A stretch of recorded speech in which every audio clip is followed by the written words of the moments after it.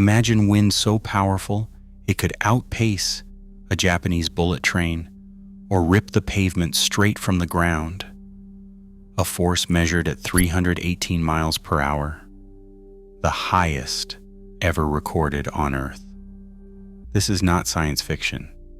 It was real, and it struck Bridge Creek, Oklahoma, in a tornado now known as the strongest of all time. What unleashed such impossible fury? And could anyone truly prepare for what came next? The answer unfolds with the Bridge Creek disaster. Above Oklahoma's rolling plains, the sky on May 3, 1999, was restless, layer upon layer of invisible fuel stacking up, waiting for a spark.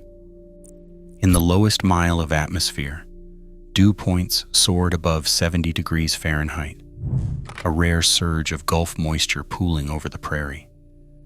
The air was thick, heavy, and primed to rise.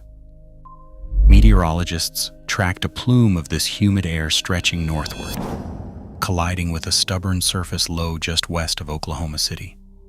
On upper air maps, a sharp dry line sliced through the state, marking the boundary between cool, dry air to the west and this surging tropical moisture to the east. But moisture alone doesn't build a monster.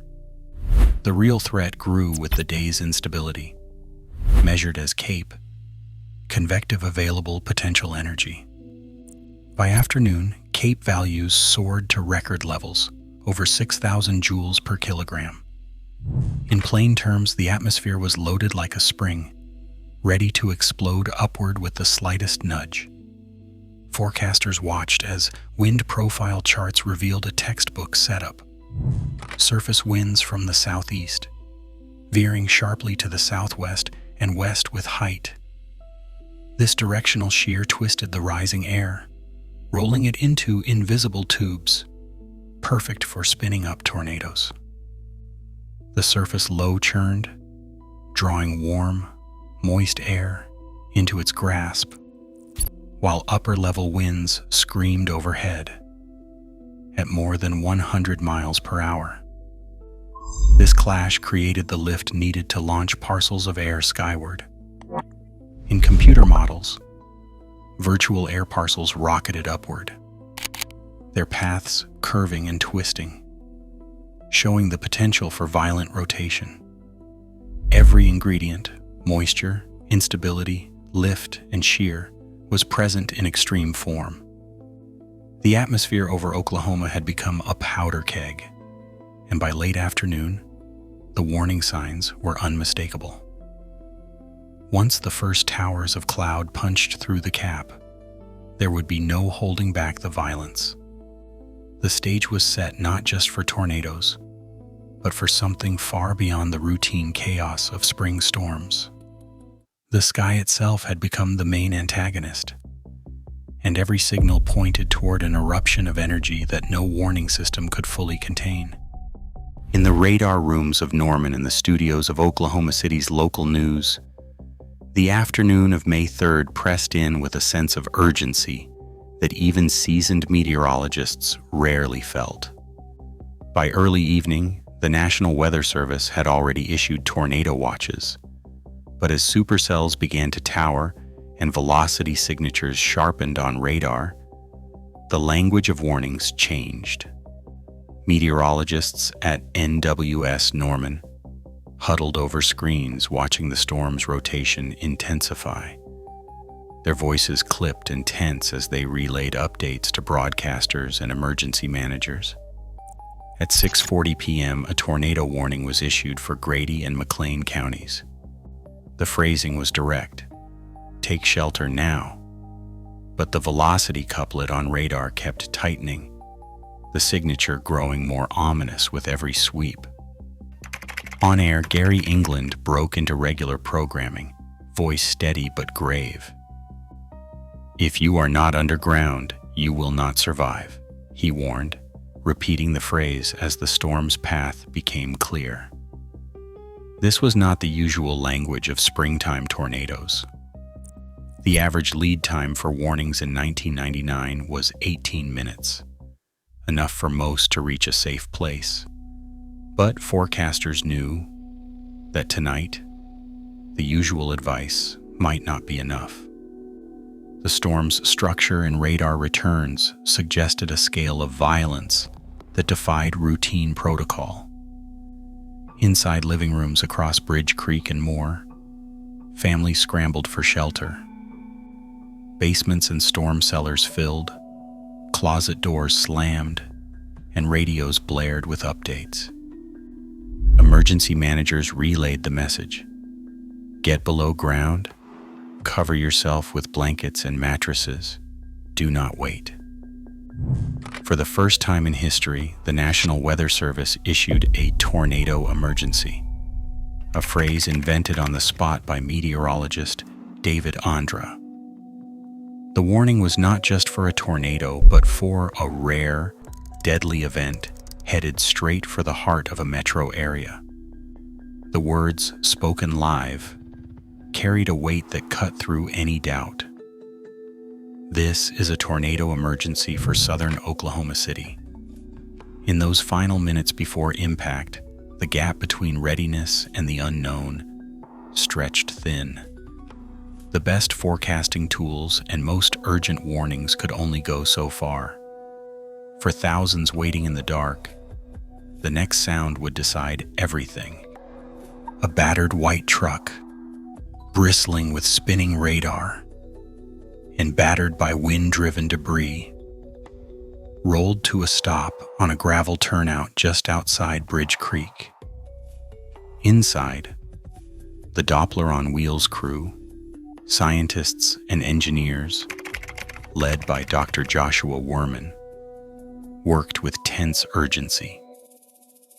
The tornado's roar was audible even through the armored hull, a low, unbroken thunder that rattled the windows. The team had tracked the storm for miles, calculating its path, searching for a safe vantage close enough to measure the most violent winds without being swept away themselves. At 6:54 p.m., they locked the Doppler on Wheels antenna at its lowest tilt, aiming the beam just above the ground, where the tornado's fury was at its peak. Every second, the console spat out fresh numbers: velocity gates, range bins, raw data flooding the screens. The scientists huddled over the monitors, eyes flicking between the storm's jagged radar signature and the velocity readouts, hands poised over keyboards. A sudden spike, a blur of color and numbers at the lowest scan, made one operator's voice crack through the tension. "This has to be the record." The data showed a velocity surge so high it almost defied belief, captured just a few dozen meters above the prairie. The Doppler beam, slicing through rain and airborne debris, registered wind speeds that no one had ever seen before. For a moment, the team sat in stunned silence, the magnitude sinking in. The truck rocked under the onslaught as the tornado's circulation passed within a few kilometers, the radar's beam geometry perfectly aligned to sample the core.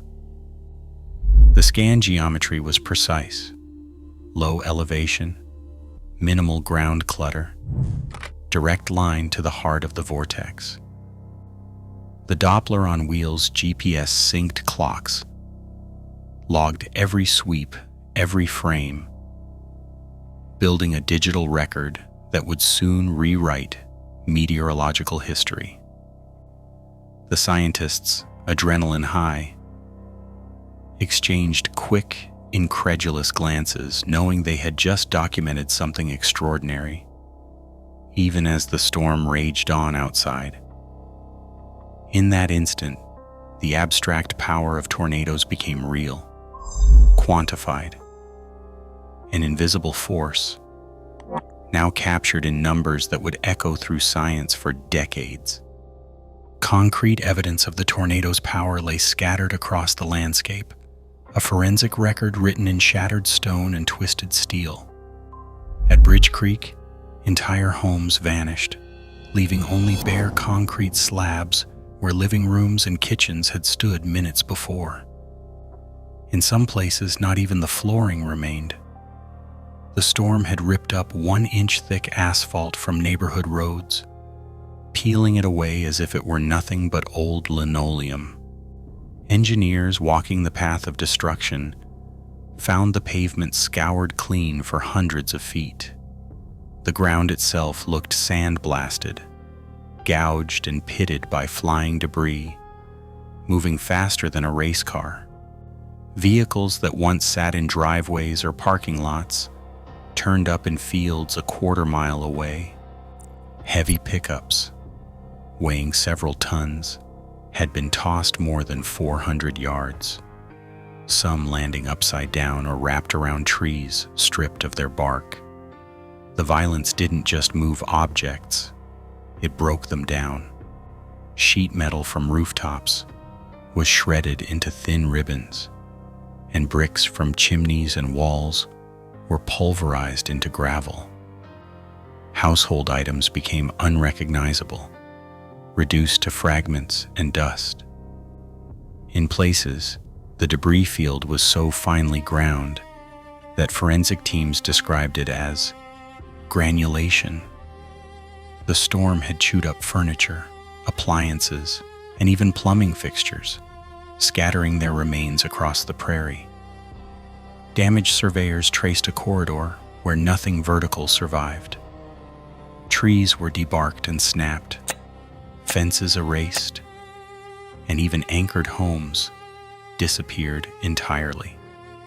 Anchor bolts, meant to hold walls to foundations, had either sheared off or torn free as the wind scoured everything above ground.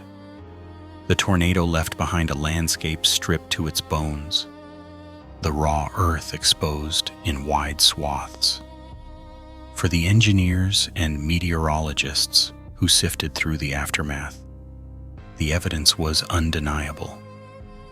These were not just tornado winds, but forces operating at the upper limit of what the planet can produce. Every slab wiped clean, every vehicle hurled, every scarred patch of ground stood as mute testimony that the numbers from the Doppler on wheels were not just theoretical, they were carved into the land itself. A battered patrol car crept through the wreckage outside Bridge Creek, headlights sweeping over a wasteland of splintered wood and uprooted trees. Deputy Robert Jolly stepped out into the mud, boots sinking as he listened for any sign of life. In the chaos, he spotted a movement at the base of a tree, a small figure, caked in mud, barely visible in the debris. 10-month-old Alea Krago had been torn from her family's closet shelter, carried by the tornado and left alone in the open. Her face was pressed into the earth, silent until Jolly lifted her free. The mud fell away and she began to cry. Jolly carried her for nearly an hour, searching for help in a landscape stripped of all landmarks, talking softly to keep her calm. Her grandmother had died when a trailer crashed into the closet. Her parents were injured and scattered by the storm. Yet, against every odd, Alea survived, the only thing unbroken in a field of ruin. A few miles away, in a neighborhood where houses once stood shoulder to shoulder, a bathtub sat alone on a naked slab of concrete. The tornado had erased everything above and around it: walls, roof, furniture, even the floorboards. But inside that bathtub, a woman and her daughter had clung together as the storm exploded through their home. When the winds died, they found themselves exposed to the sky, surrounded by nothing but wreckage. The tub, anchored to the plumbing and wedged against the slab, had shielded them from the full force of the tornado. Everything else was gone, but they were alive. In both stories, Survival hinged on luck as much as preparation. A baby found in mud, a family saved by porcelain and pipes. These moments cut through the statistics and engineering reports. They reveal the raw, unpredictable nature of disaster, where the strongest wind ever measured can sweep away the world in seconds, yet leave a single child or a bathtub untouched. Each life pulled from the rubble stands as a quiet defiance against the storm's power, a reminder that even in the heart of destruction, hope can survive.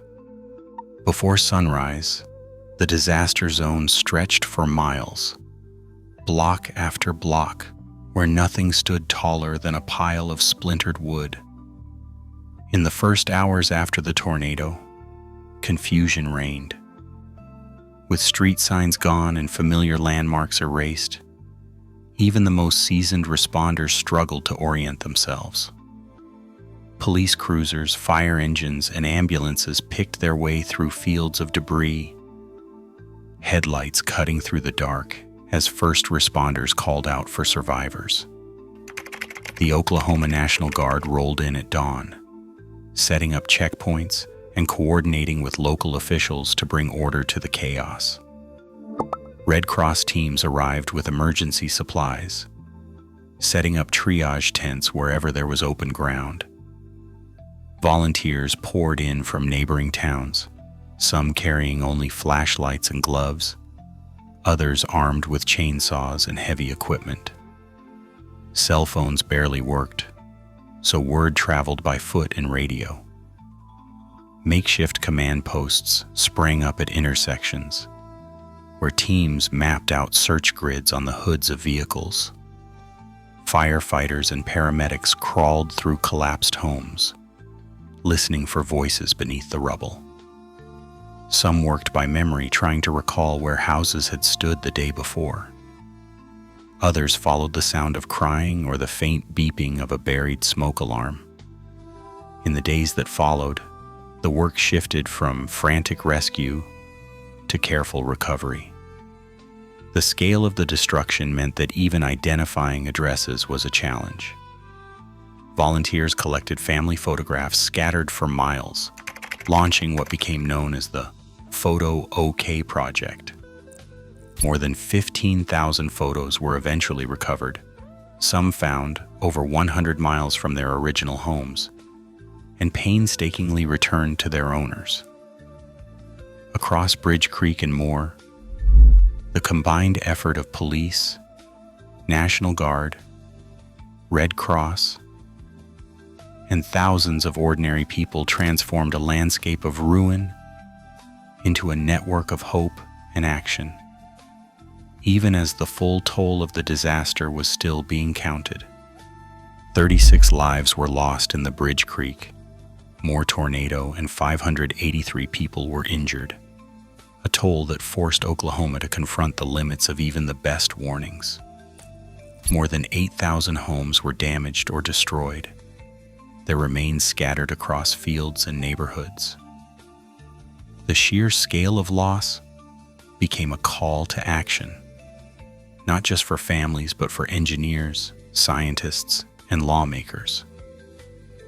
In the months after the disaster, state officials introduced the first safe room tax credit in the country, offering up to $2,000 for any homeowner who installed a certified storm shelter.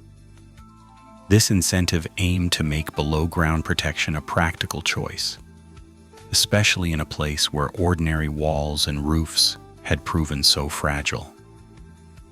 But the lessons of Bridge Creek reached further than tax forms. Building codes came under scrutiny, especially the standards for anchoring homes to their foundations. Engineers cataloged the failures: anchor bolts sheared off, walls torn from slabs, garage doors buckled under pressure. In response, the city of Moore later adopted some of the strictest wind resistance codes in the nation, requiring hurricane clips, reinforced wall anchoring, and wind-rated garage doors for all new homes. These changes didn't erase risk, but they raised the baseline, turning each new house into a stronger line of defense against future storms. The tornado's record-breaking wind speed set off debate among meteorologists and radar scientists. Some questioned whether the 318 miles per hour reading truly reflected the absolute peak at ground level, citing the challenges of measuring wind in a swirling cloud of debris. Peer reviews and follow-up studies confirmed the Doppler on wheels methods, though uncertainty lingered about the precise number. What was never in doubt: the Bridge Creek tornado proved that 300 miles per hour winds are not just theory, they are a reality that must be planned for. Funding for mobile radar research increased, and the event became a benchmark for both science and safety, shaping everything from shelter incentives to the language of public warnings. The disaster's legacy is written in safer homes, sharper science, and a new understanding of what the atmosphere can unleash. On May 3, 1999, the Bridge Creek tornado set a world record with a measured wind speed of 318 miles per hour, confirmed by Doppler on wheels radar. In just 85 minutes, the tornado's path destroyed over 8,000 homes, caused $1 billion in damage, and resulted in 36 deaths and 583 injuries. While the radar data and ground forensics proved that tornadoes can produce winds far beyond previous estimates, questions remain about the upper limits of tornado intensity and the precise mechanisms that create such extreme forces. The aftermath led to new building codes and the first statewide safe room tax credit in Oklahoma. But many communities nationwide still face gaps in tornado preparedness. Today, the Bridge Creek disaster stands as the benchmark for tornadic power, a documented warning that even with advanced science and warnings, nature can still exceed our defenses.